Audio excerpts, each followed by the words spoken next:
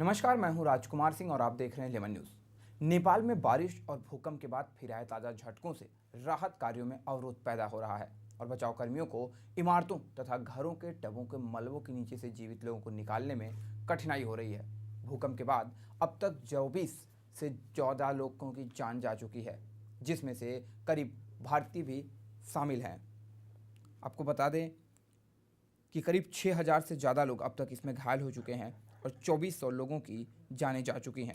वहीं इस आपदा के बाद बिजली न होने की वजह से नेपाल की राजधानी काठमांडू भूतहा शहर सी लग रही है, जहां बारिश शुरू होने से हवाई अड्डों को बंद करना पड़ा है, जिससे विदेशियों को घर लौटने में भी परेशानी हो रही है। शनिवार को आए भूकंप को देश के इतिहास में पिछले 80 साल में आए सबसे भयंकर भूकंप बताया जा रहा है। वहीं उत्तरी भारत और भारत के पूर्वोत्तर राज्यों में भी भूकंप का कहर देखने को मिला। उत्तर प्रदेश में भूकंप की वजह से करीब 40 लोगों की जानें जा चुकी हैं, तो वहीं बिहार में 50 से ज़्यादा तक लोगों की जानें जा चुकी हैं। साथ ही आपको बता दें कि देश में भूकंप से मरने वालों के लिए केंद्र सरकार ने 6-6 लाख रुपए का मुआवजा देने की बात की है। वहीं गंभीर रूप से घायल लोगों को 50,000 रुपए की मदद दी जाएगी। इस बीच नेपाल और भारत कई राज्यों में भी 6.9 की तीव्रता वाले भूकंप के झटके देखने को मिले थे। राजधानी दिल्ली, एनसीआर से लेकर बिहार, उत्तर प्रदेश, बंगाल और असम तक धरती हिली थी। झटके रुक रुक कर आ रहे हैं, जो अभी भी जारी हैं। भूकंप से बिहार में करीब 50 लोगों की मौत हो गई है। इसमें राज्य में भूकंप से मरने वालों की संख्या 101 हो गई है। शनिवार के जलजले में 58 लोगों की मौत हुई थी। वहीं प्रधानमंत्री कार्यालय के मुताबिक इस प्राकृतिक आपदा की वजह से मारे गए लोगों के परिवार वालों को राष्ट्रीय आपदा राहत कोष से बड़ा मुआवजा मिलेगा। पहले ऐसे वाक़े में जहां परिवार वालों को सिर्फ 1.5 लाख रुपए मिलते थे, अब उन्हें 4 लाख रुपए मिलेंगे। इस तरह प्रधानमंत्री राहत कोष से अलग 2 लाख रुपए दिए जाएंगे।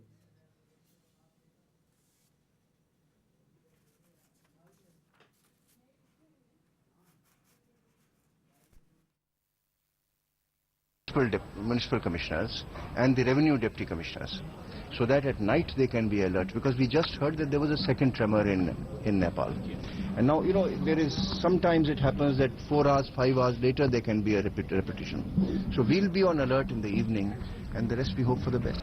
सहायता है वो भारत के द्वारा नेपाल को भेजी जा रही है। भारत के अंदर भी कुछ राज्यों में डैमेज होने की संभावनाएं प्राप्त हो रही हैं, कुछ कैजुअलिटीज भी हुई हैं, लेकिन एग्जैक्ट फिगर बतला पाना भी कठिन है। कहीं जानकारी 10 की मिल रही है, कहीं 12 की, 14 की, 15 की, पूरे उत्तर भारत में। तो अभी एग्जैक्ट फिगर बतला पाना एनडीआरएफ अलर्ट है, कुछ एनडीआरएफ मूव भी कर चुकी है। यह सब सारी व्यवस्थाएं होगा और जो कुछ भी होगा ताकि तुरंत लोगों को राहत पहुंचाई जाए जहां जो आवश्यकता होगी।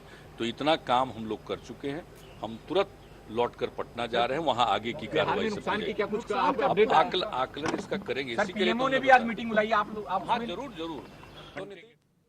वहीं दूसरी तरफ नेपाल के बाद भूकंप का सबसे अधिक असर बिहार में देखने को मिल रहा है। बिहार के कई इलाके भूकंप से प्रभावित नजर आ रहे हैं। प्रशासन ने राहत और बचाव कार्य के लिए टीमें बनाई। यहां मरने वालों की संख्या 50 के ऊपर पहुंच गई है। तक मेरा दिल धड़क ही रहा है, अभी डर से जैसा लग रहा है फिर कहीं ना आ जाए भूकंप। सभी को जैसे तैसे किए हैं, अब देखते हैं क्या होता है, भगवान अब क्या।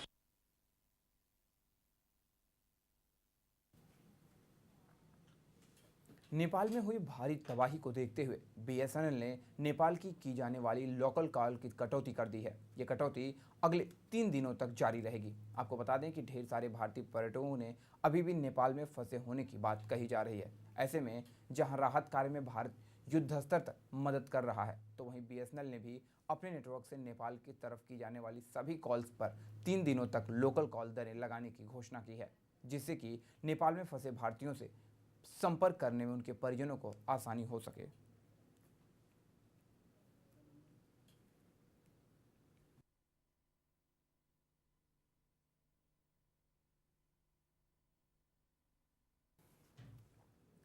नेपाल में आए भूकंप के झटके पर पीएम मोदी ने दुख व्यक्त किया।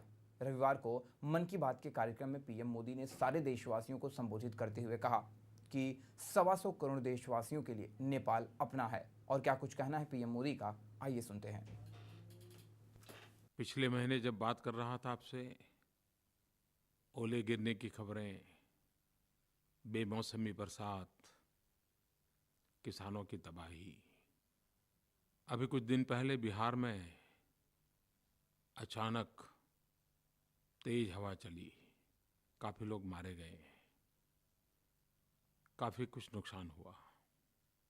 और शनिवार को भयंकर भूकंप ने पूरे विश्व को हिला दिया है।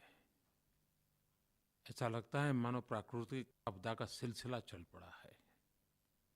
नेपाल में भयंकर भूकंप की आपदा, हिंदुस्तान में भी भूकंप ने अलग अलग राज्यों में कई लोगों की जान ली है, संपत्ति का भी नुकसान किया है, लेकिन नेपाल का नुकसान बहुत भयंकर है।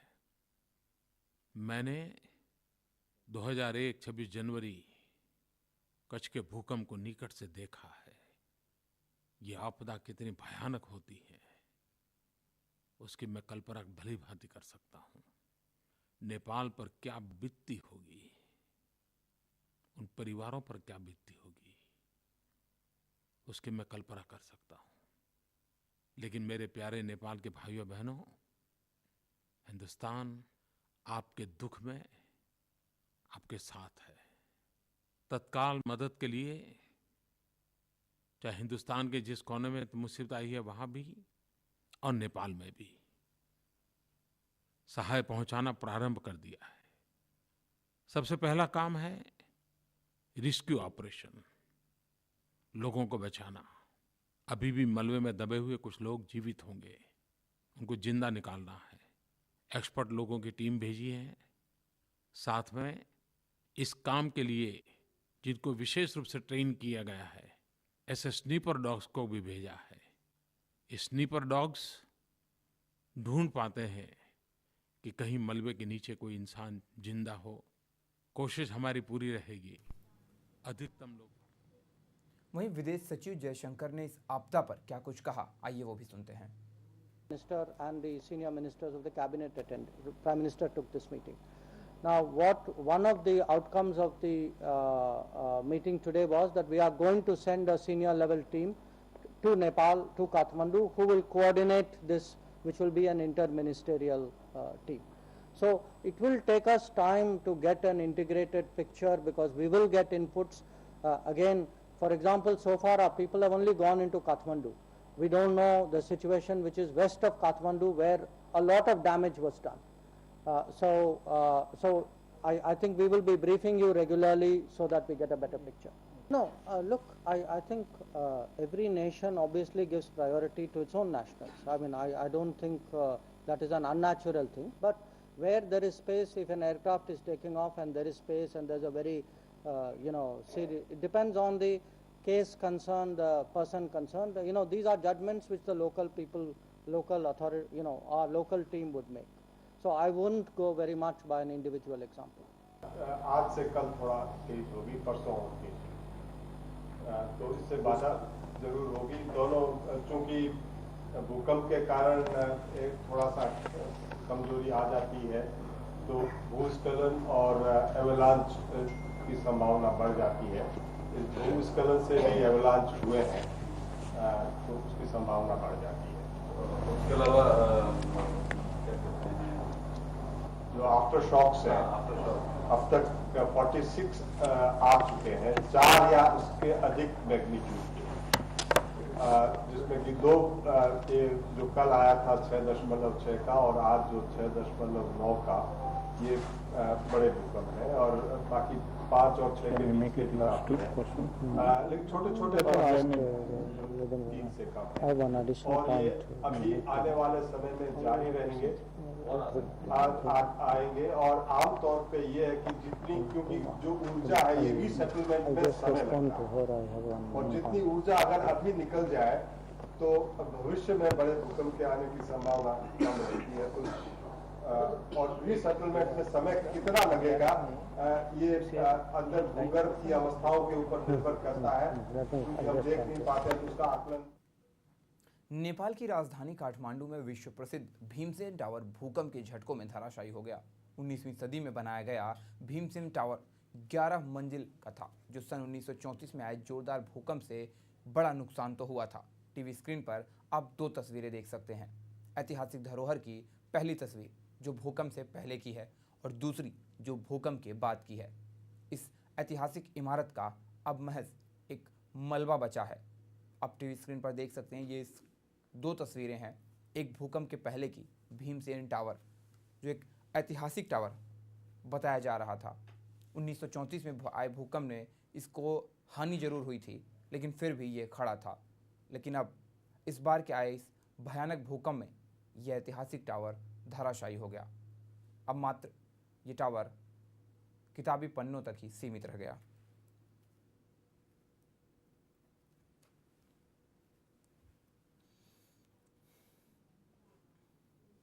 वहीं पूरे देश के साथ साथ गुजरात में भी भूकंप के झटके महसूस किए गए। गुजरात में 2001 के भूकंप का वो खौफनाक मंजर लोगों को याद आ गया। गुजरात के अहमदाबाद, सूरत, बड़ौदा समेत कई जिलों में भूकंप के झटके महसूस किए गए, जिसके बाद लोगों को घरों से बाहर आना पड़ा। फिलहाल गुजरात में किसी भी तरह की जनहानि की कोई खबर नहीं है।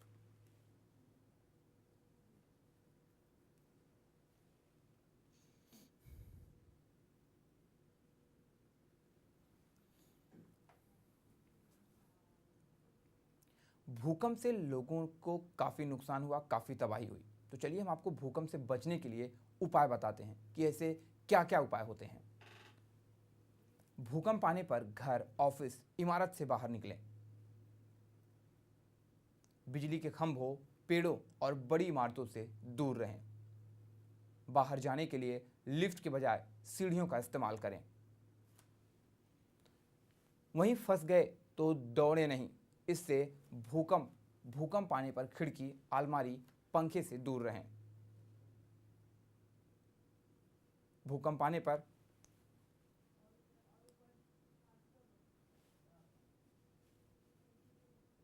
नेक्स्ट खबर लेंगे। –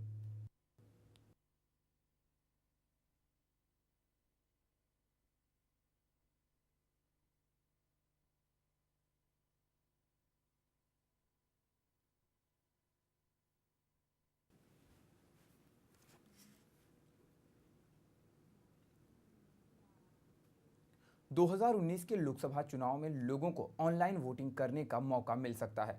इसी दिशा में कदम बढ़ाते हुए चुनाव आयोग ने वोटिंग आईडी आधार कार्ड को जोड़ा रहा है। आपको बता दें कि अब तक महाराष्ट्र में 4 लाख से अधिक लोग अपने वोटिंग आईडी को आधार कार्ड से जोड़ चुके हैं, जिसके द्वारा अब आप ऑनलाइन मतदान भी कर सकते हैं। हालांकि ये कवायद पिछले काफ़ी सालों से चल रही थी, क्योंकि हर कोई वोटिंग के लिए किसी वजह से मौजूद नहीं रहता, जिस वजह से ऑनलाइन वोटिंग की बात सरकार के सामने रखी जा रही थी, जिस पर अब एक फैसला आते हुए आधार कार्ड को वोटिंग से जोड़ने की बात सामने आ रही है।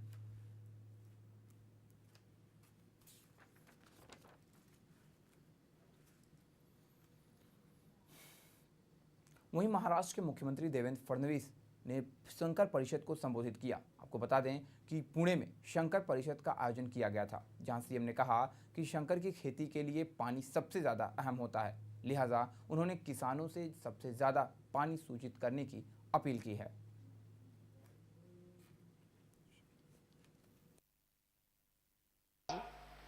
मोठ्या प्रमाणात मंथन आणि चिंतन करण्याची आवश्यकता आहे। आमचे चंद्रकांत दादा पाटील हे सहकार मंत्री आहेत आणि त्यासोबत सार्वजनिक बांधकाम मंत्री आहेत, पण त्यांचा 90% वेळ सहकारात चाललाय आणि तो साखरेत चाललाय। आणि साखरेमुळे ते इतके चिंतित आहेत की त्यांची साखर तपासण्याची वेळ आता आमच्यावर आली आहे। पण एक प्रामाणिक मंत्री प्रयत्न करतोय आणि त्यामुळे मला असं वाटतं की आपण सगळ्यांनी मिळून जर एका सामूहिक चिंतनातनं याच्यावरच्या उपायांचा विचार केला आणि हा विचार करताना आपण सर्व लोक एका मोठ्या समूहाचा भाग आहोत, त्यामुळे आपल्याला केवळ ज्याप्रमाणे खासगी उद्योगामध्ये विचार केला जातो तशा प्रकारचा विचार करून चालणार नाही। आपण एकूण सगळं गाडं नीट चाललं पाहिजे या दृष्टीने विचार करणारी मंडळी आहोत आणि म्हणून त्या दृष्टीने काय उपाययोजना असू शकतील, मी सरकारच्या वतीने आपल्याला एवढंच आश्वस्त करू इच्छितो की साखर कारखानदारी जगली पाहिजे, कारण आमचा जो ऊस उत्पादक शेतकरी आहे, या शेतकऱ्याला जगवणं हे अत्यावश्यक आहे. आणि त्या दृष्टीने या मंथनातनं जे काही आपण बाहेर काढाल, जे काही चिंतन आपण तयार कराल, त्या चिंतनाच्या पाठीमागे निश्चितपणे राज्य सरकार उभं राहील.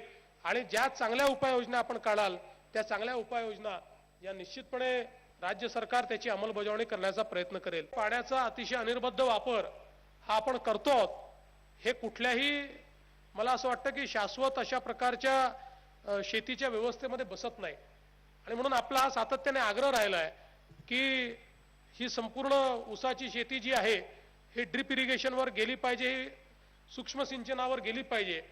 त्या दृष्टीने पुढच्या 3 वर्षाचा रोडमॅप आपला काय असेल हा आपण ठरवला पाहिजे. आणि मला असं वाटतं की राज्य सरकारच्या वतीनं आमची भूमिका अशी असेल की जे सूक्ष्म सिंचनावर जातील त्यांना आम्ही इन्सेंटिव्हाइज करू, जे जाणार नाहीत त्यांना डिस्करेज करू, अशा प्रकारचे. प्रधानमंत्री नरेंद्र मोदी ने दिल्ली मेट्रो की सवारी की। आपको बता दें कि पीएम मोदी की ये पहली मेट्रो यात्रा थी। इस यात्रा के बाद पीएम मोदी ने ट्वीट कर अपनी खुशी जाहिर की। इसके साथ ही वो एयरपोर्ट लाइन पर धौला कुआं स्टेशन के द्वारका तक उनके साथ राष्ट्रीय सुरक्षा सलाहकार अजीत डोभाल भी थे। पीएम मोदी ने अपने ट्वीट में लिखा है कि श्रीधर जी मुझे कई दफ़ा दिल्ली मेट्रो का अनुभव लेने का अनुरोध किया था और अब मैं इसका अनुभव ले रहा हूँ।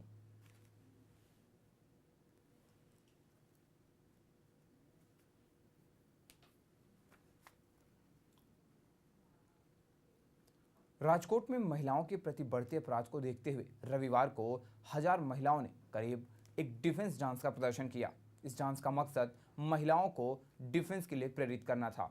वहीं इस मौके पर राजकोट के mayor, municipal commissioner, police commissioner, collector और अन्य अधिकारियों के साथ साथ सामाजिक संस्था के लोग भी मौजूद थे। आपको बता दें कि इस डांस को पेश करने के लिए 8 साल की बच्चियों से लेकर 65 साल की वृद्ध महिलाएं तक भी शामिल थी, जिन्होंने इस डांस के द्वारा अपने डिफेंस की बात सामने रखी। इनका मेन मकसद था अपने आप को किसी से बचाना, किसी बुरे हालात में अपने आप को दूसरों से सेफ रखना।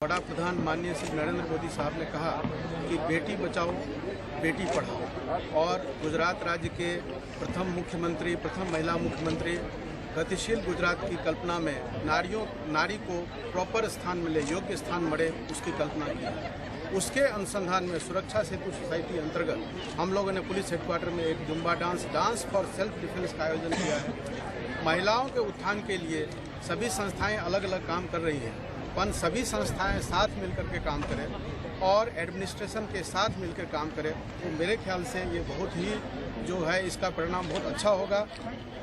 कुछ महीने पहले 181 जो हेल्पलाइन है, वुमेन हेल्पलाइन है, उसकी शुरुआत की गई। उसका उद्देश्य ये है कि डिस्ट्रेस में जो कोई भी स्त्री का बचाव, मदद, सूचन, मार्गदर्शन उसको मिल सके। तो आज जो ये सभी संस्थाएं, खास करके गार्डी विद्यापीठ ने पहले पुलिस कमिश्नर ऑफिस के कंपाउंड वाल पे बहुत अच्छा पेंटिंग का विद्यार्थियों ने जो स्टूडेंट्स हैं उन्होंने किया। उसमें बहुत अच्छा लिखा था कि आपको माँ चाहिए, पत्नी चाहिए, बहन चाहिए, तो बेटी क्यों नहीं चाहिए। दूसरा पेंटिंग था कि मैं लिखना सीख रही हूँ ताकि मैं अपना भविष्य लिख सकूँ। तो हमारा एक सिर्फ आज का जो उद्देश्य है अवेयरनेस करने के लिए हमने एक रैली का भी आयोजन किया। तो डिफरेंट जो महिला संस्थाएं अलग अलग काम कर रही है, संस्थाएं जो एक ही क्षेत्र में काम करती है, यदि वो सब मिलकर काम करें और जो पुलिस डिपार्टमेंट, रेवेन्यू, जिला विकास अधिकारी सभी खाता के साथ मिलकर काम करें, तो हमारे ख्याल से जो एक गतिशील गुजरात का उद्देश्य है और भारत देश को एक श्रेष्ठ राष्ट्र बनाने की जो मुहिम है वो बहुत हद तक सफल होगा।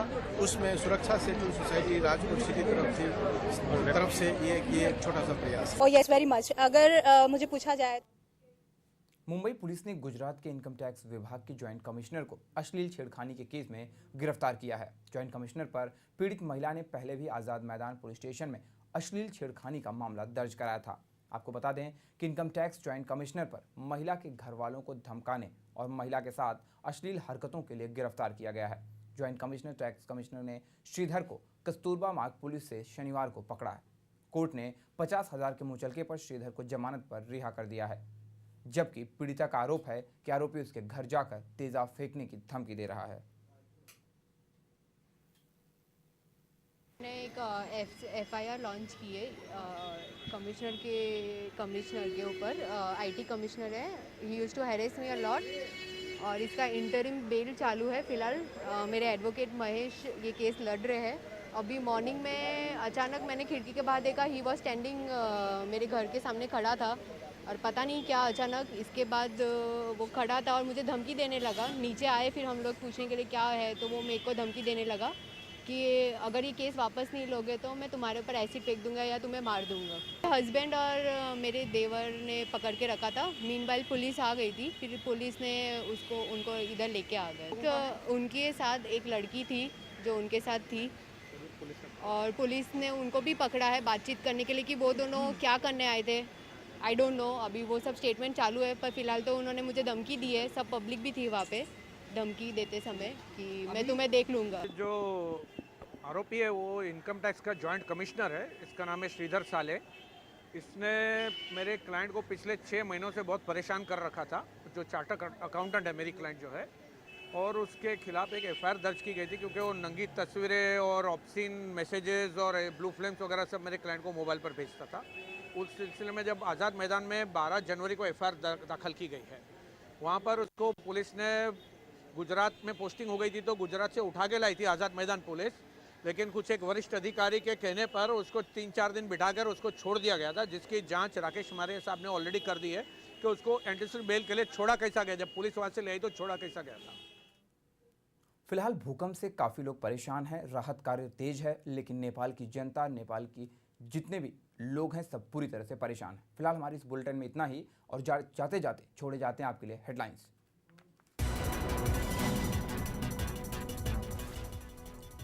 नेपाल में मौत का आंकड़ा 2250 के पार, 285 लोगों को लेकर दिल्ली पहुंचा IF का विमान।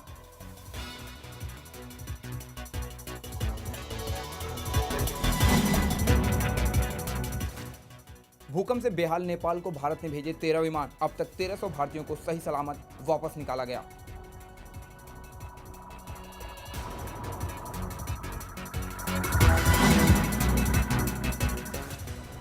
भूकंप के बाद मौत के खौफ में जी रहा है नेपाल। सुबह फिर महसूस किए गए भूकंप के झटके, भूकंप से 2500 से ज्यादा की मौतें।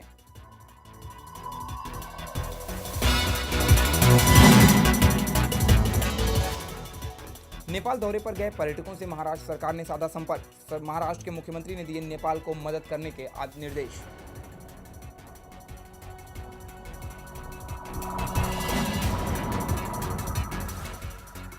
और नेपाल के बाद बिहार में भूकंप का सबसे ज्यादा असर, बिहार में मरने वालों की संख्या पहुंची 50 के पार।